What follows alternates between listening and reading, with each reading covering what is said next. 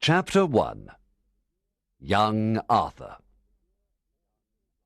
In the year 493, Uther Pendragon became king of Britain. He had a counsellor named Merlin. Merlin was also a magician. When King Uther's son, Arthur, was born, Merlin said, "Your son must grow up away from the court. It is safer." Merlin gave the baby son to Sir Ector and his wife. They raised him well. When King Uther died in 509, Britain had no king. The country had many problems. Merlin went to the Archbishop of Canterbury and said, "Britain must have a king. We must find one. Call all the noblemen of the kingdom. Tell them to meet at the great church in London on Christmas Day. There, God will show us the new king." On Christmas Day, all the noblemen were in the great church. Outside the church, there was a big stone with a sword in it. These words were written on the big stone.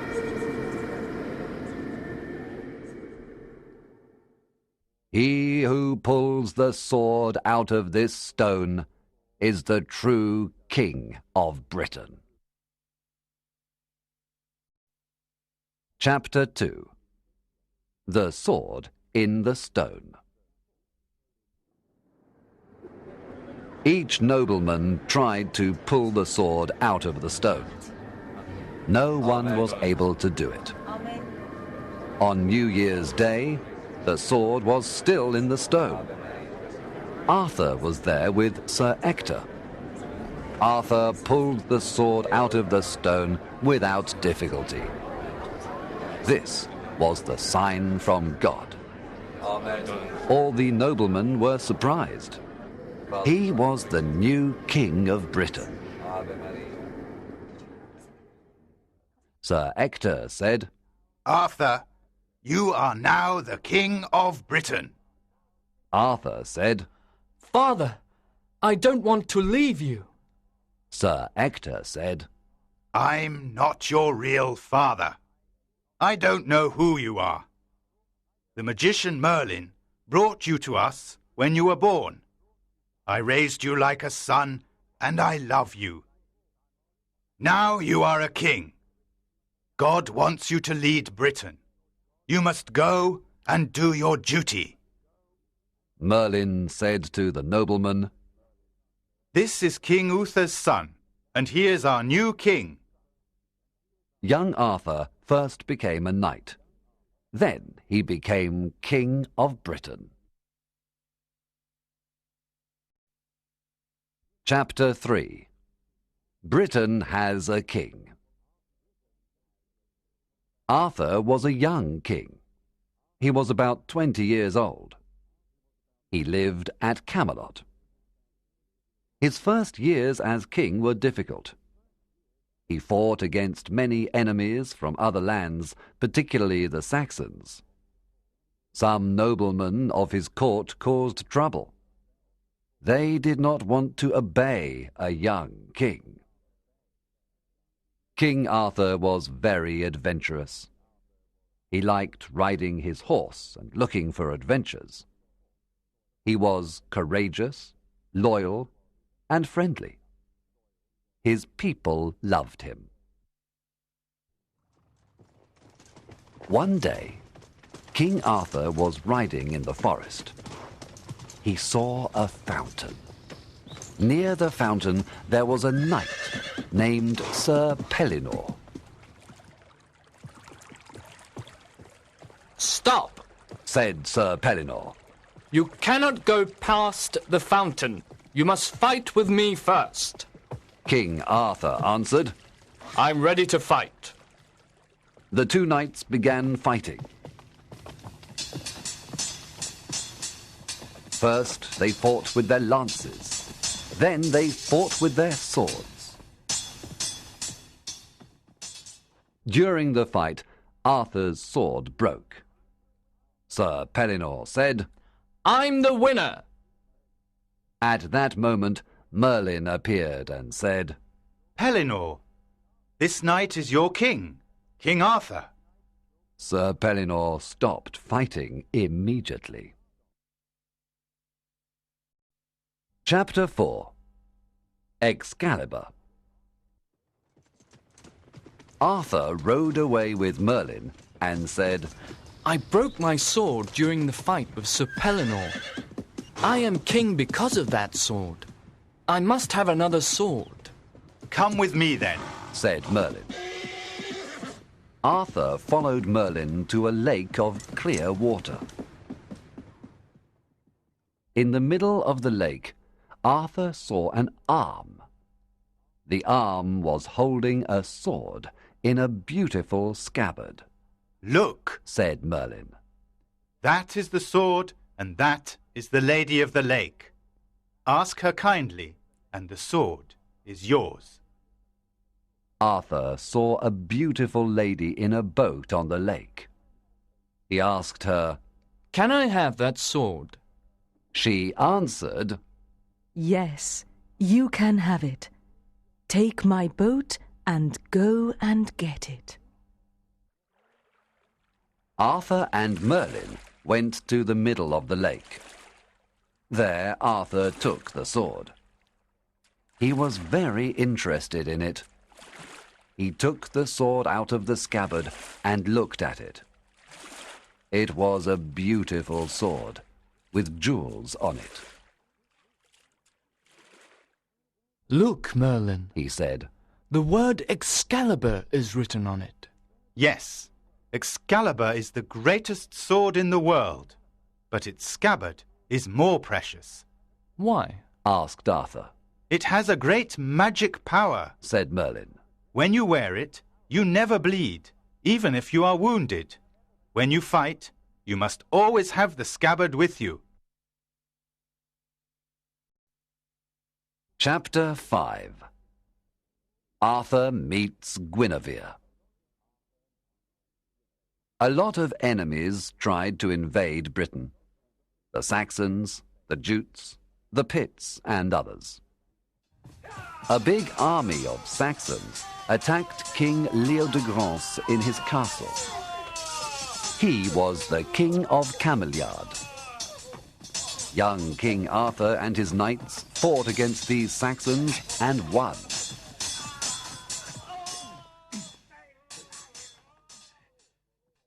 King Leodegrance was very thankful to Arthur.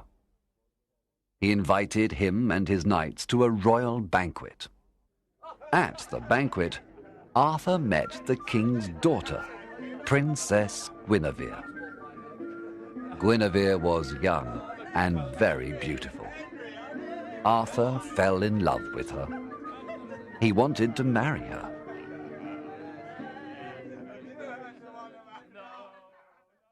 Merlin wasn't happy with Arthur's choice, but he accepted his king's decision. King Leodegrance, Guinevere's father, was very happy about this marriage. I am honored to give my daughter to our courageous king, said Guinevere's father. My gift to King Arthur is the round table which belonged to his father, King Uther. Arthur and Guinevere were married. There was an enormous banquet. Everyone in the kingdom was happy.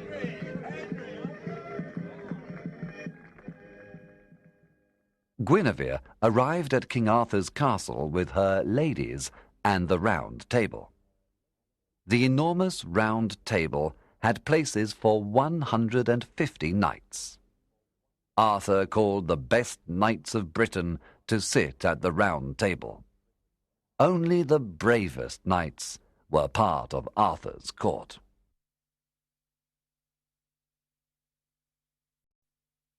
Chapter 6. The 5 Kings. King Arthur and Queen Guinevere were very happy together. The people loved their beautiful queen. Not long after their marriage, there was another invasion of Britain. The King of Ireland, the King of Denmark, and 3 other kings joined together. They wanted to conquer Britain with their strong armies. We must fight these 5 kings, said King Arthur. We must protect Britain. The knights of the Round Table were ready to fight against the enemy. Before leaving Camelot, Arthur said to Guinevere, Dear Guinevere, I don't want to leave you alone. Please come with me. I promise to protect you. Your lovely presence gives me happiness and courage. Guinevere smiled and said, Arthur, I am happy to follow you. Queen Guinevere rode next to King Arthur. King Arthur's army followed. After travelling for many days, they did not meet the 5 kings. Suddenly one night, the 5 kings attacked King Arthur's camp. They almost destroyed the camp. The noise of the battle woke up King Arthur. He, Guinevere, and the other knights rode away quickly. They crossed the river Humber and went to the forest. Then they heard horses across the river. In the moonlight, they saw the 5 kings. The kings were riding towards them, and they were alone. One knight said, Let's attack them by surprise. They're alone. They can't see us, but we can see them. King Arthur and his knights killed the 5 kings. The enemy armies were confused without their leaders. They all left Britain. King Arthur and his knights were again victorious. They saved Britain from a dangerous invasion. Chapter 7. Lancelot. One of the Knights of the Round Table was Lancelot. He came from France. Lancelot was very kind and generous. He often gave his things to the poor. Lancelot served his king and queen well. One day, a strange girl came to the great hall of the castle. She said to Sir Lancelot, Come with me. It's very important. I cannot tell you more. Please, follow me. Sir Lancelot followed the girl to the forest. They stopped at a church. Lancelot entered the church. He saw 12 nuns. One nun said, Sir Lancelot, we bring you this young man. He is loyal and courageous. Please make him a knight. The young man looked honest. Lancelot agreed to make him a knight. However, Lancelot did not recognize this young man. He was the son Lancelot had from Elaine, a lady he loved some years before. The young man's name was Galahad. Galahad's mother wanted him to be a knight, like his father. The next day, Lancelot returned to Camelot with the young knight. King Arthur, Queen Guinevere, and the Knights of the Round Table were happy to meet Galahad. When Sir Galahad sat down at the Round Table, his name appeared on the table. Everyone was amazed. Lancelot looked at Galahad carefully. Suddenly he realized that Galahad was his son. Lancelot was very happy and proud. Chapter 8. The Holy Grail. One day, the knights were sitting at the Round Table. They were celebrating a religious holiday. Suddenly, there was a loud noise.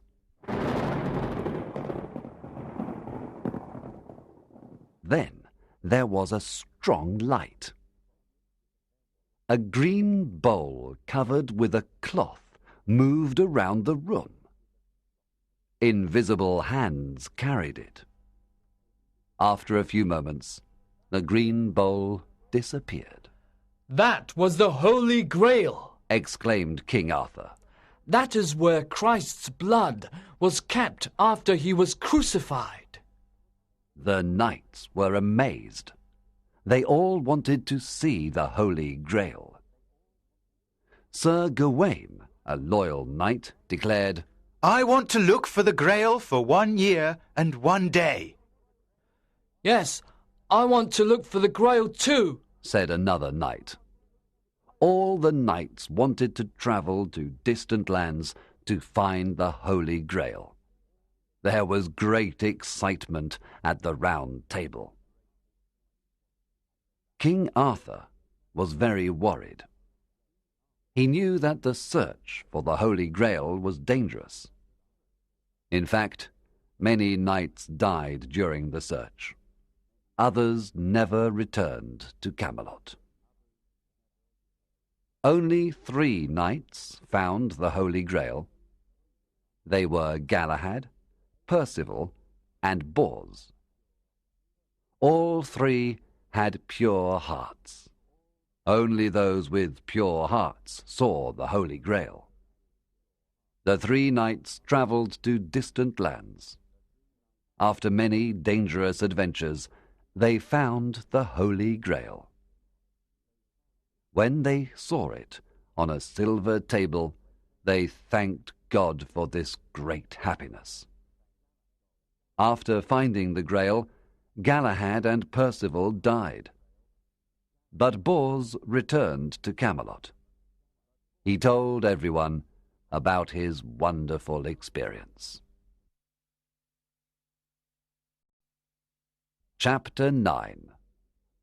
King Arthur goes to Avalon. King Arthur lived a long life, but it finished sadly. In the search for the Holy Grail, many of his knights left Britain. Other knights died. Arthur was alone. In 537, King Arthur went to a distant land to fight.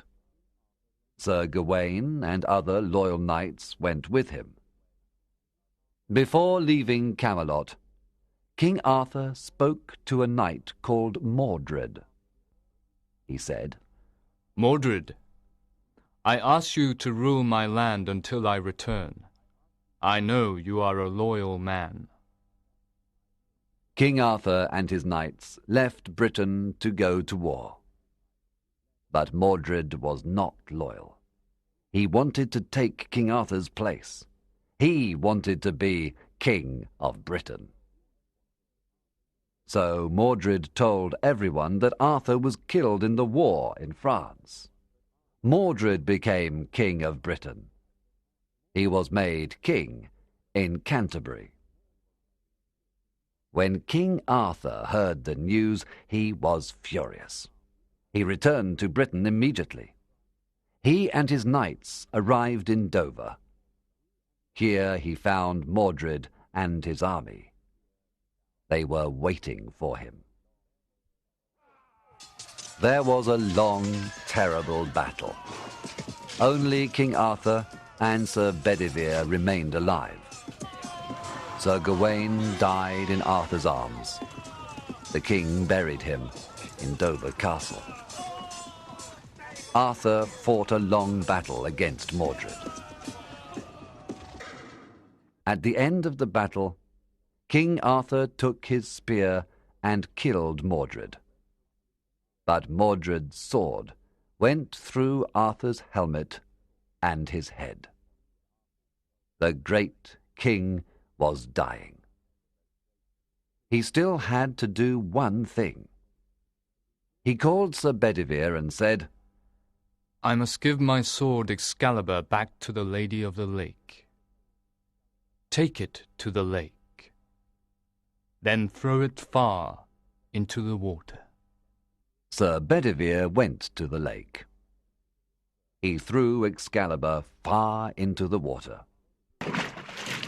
An arm came out of the water and caught the sword. Then it disappeared into the water. Sir Bedivere returned to King Arthur. He told him about what he saw at the lake. Arthur was satisfied and said, "Thank you, my loyal friend. Now carry me to the lake." At the lake, there was a boat waiting for Arthur. The Lady of the Lake was in it.